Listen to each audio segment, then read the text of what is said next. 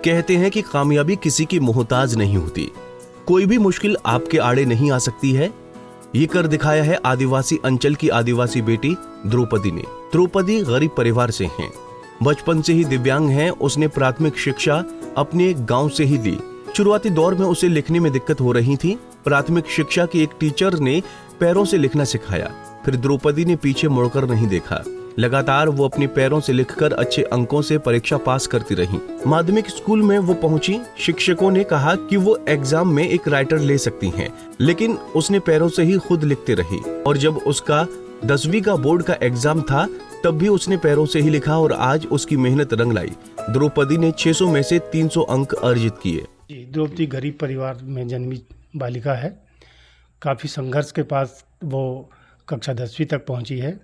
उसकी प्रारंभिक शिक्षा प्राथमिक शाला करंदा टोला में हुई। जब ये बच्ची ने एडमिशन लिया तो वहाँ की प्राथमिक शिक्षिका कुमारी मरकाम जो हैं, चंद्रकला मरकाम, उन्होंने इसको देखा। इसकी स्थिति को देखते हुए उन्होंने उसको पैर से लिखना सिखाया। प्राथमिक शाला में रहते हुए उसने जिला स्तर की, विकासखंड स्तर की रंगोली प्रतियोगिता में भाग लिया और प्रथम स्थान प्राप्त किया। माध्यमिक शाला में हमने उसका एडमिशन कराया और उसे लगातार प्रोत्साहित करते हुए माध्यमिक शाला में कार्यरत रजनी तिग्गा, जो सच्चे मायने में कहें कि वो सहेली की तरह उससे बर्ताव करती है।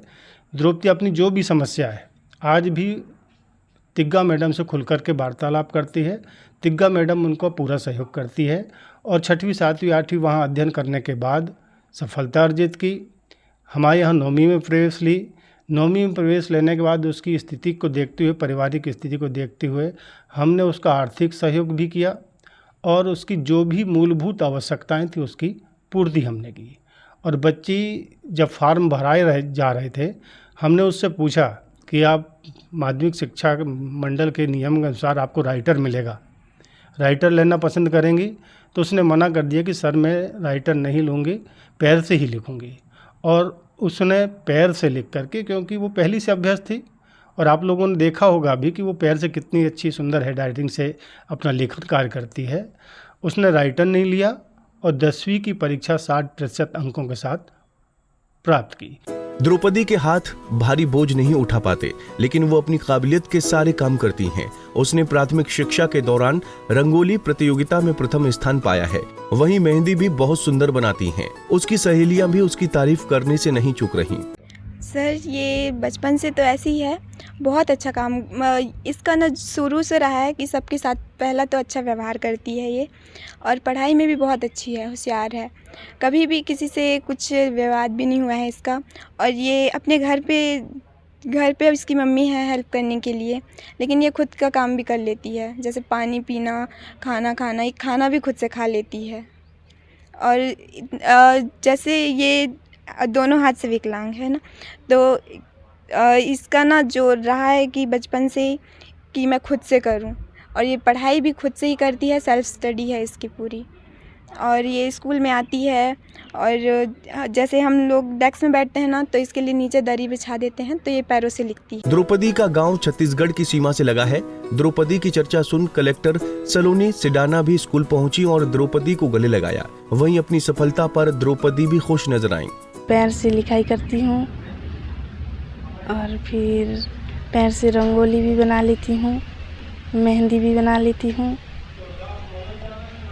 और फिर मैं बचपन से ऐसे ही हूँ।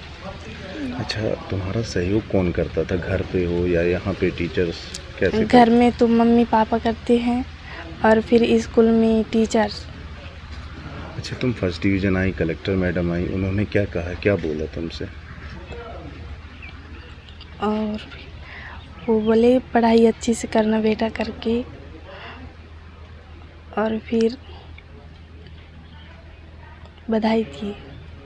आगे चल के क्या सपना है तुम्हारा, क्या बनना चाहती हो तुम? मैं आगे चल के टीचर्स बनना चाहती हूँ। स्कूल ही नहीं, पूरे मंडला जिले का गौरव द्रौपदी ने बढ़ाया। आज द्रौपदी के लिए उनके टीचर्स बेहद खुश हैं।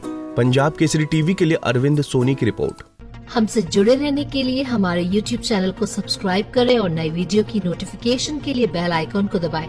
अगर आप ये वीडियो Facebook पर देख रहे हैं तो लाइक जरूर करें और ज्यादा से ज्यादा शेयर करें। धन्यवाद।